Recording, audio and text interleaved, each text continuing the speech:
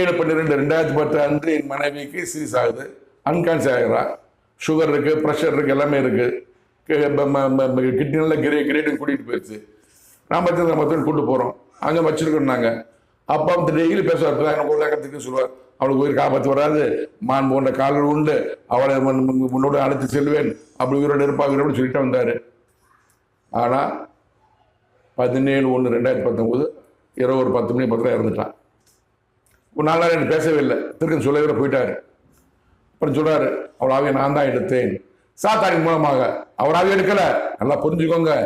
ராமச்சந்திரா மருத்துவக் கல்லூரி உள்ள மருத்துவமனையில் என் மனைவி சேர்க்கப்பட்டிருக்கிறாள். நல்லா 12 லட்சம் ரூபாய்க்கு பில் போட்டாங்க.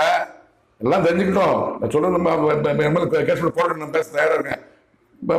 12 லட்சம் பில் போட்டாங்க. அப்புறம் உடனே இந்த பக்கம் குழாயை மாத்தன்னு சொன்னாங்க. சரி, நான் பாட்டு போய் வெளியே போயிட்டேன், மாத்தன்னு சொல்லிட்டு போயிட்டேன் நான்.